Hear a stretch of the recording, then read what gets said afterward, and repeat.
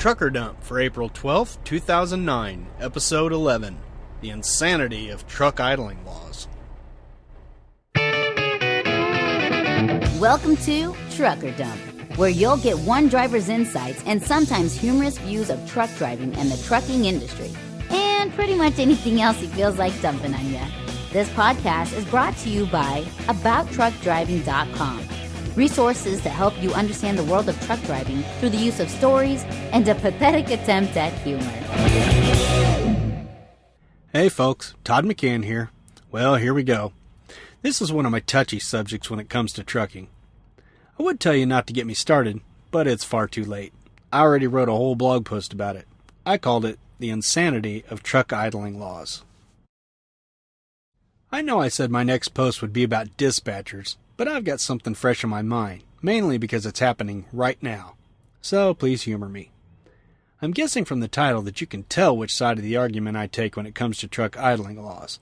First off, let me say that I do care for our environment. I don't litter, I try to reuse anything I can, and I hate to waste paper of any kind.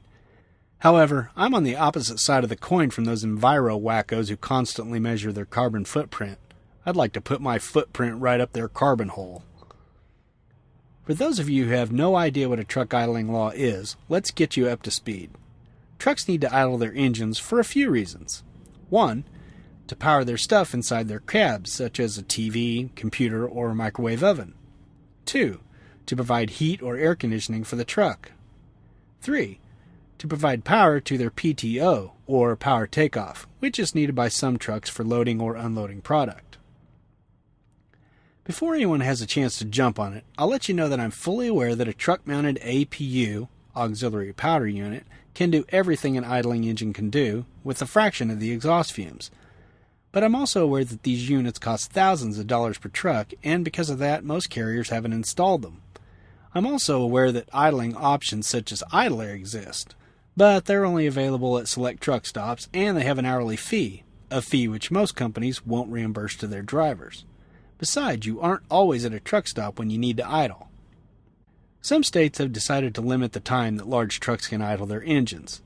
New Jersey and New York were a couple of the first to start this nonsense, and of course, California wasn't far behind. Part of the problem is that there aren't any national guidelines. One state may limit idling time to 5 minutes. Another says it's okay to idle 5 minutes out of every hour. Still another adjusts idling time to the temperature or the time of the year. And the variations go on and on. How the heck are we supposed to keep track of it all? What's even more impractical is the spirit of these laws. The media and anti-trucking organizations are always mouthing off about tired truckers. But these same unreasonable people are the ones standing beside the eco-freaks in the no-idling movement. Well, to put it nicely, poop or get off the pot.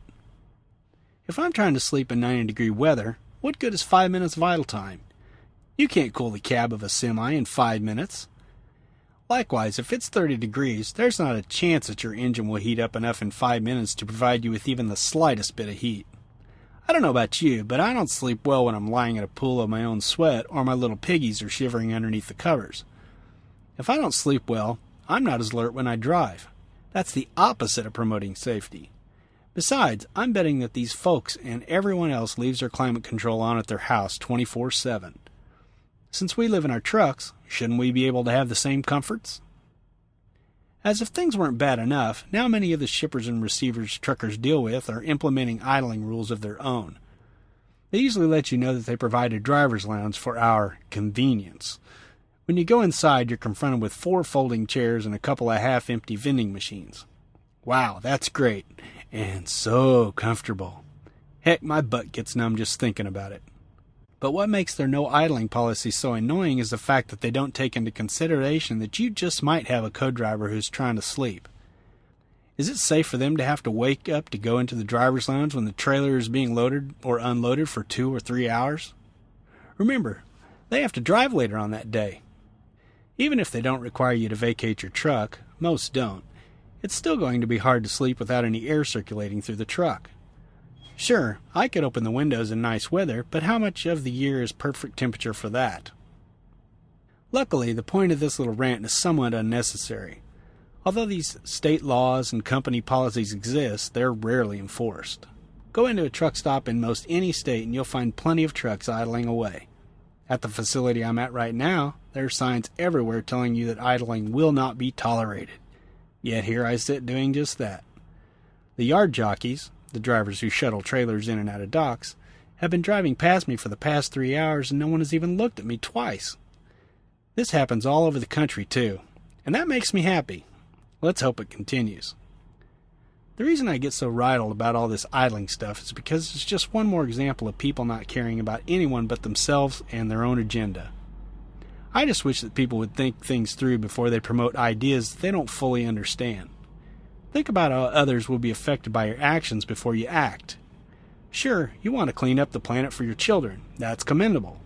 But what if a tired trucker collides with your vehicle and wipes out your entire family because he or she isn't getting enough rest due to strict idling laws? Trust me, you'll see this kind of story in the news more often if they start enforcing these idling laws. Besides, if you really want to save the ozone, why don't you go after the most evil producer of methane gas on our planet? Cow farts.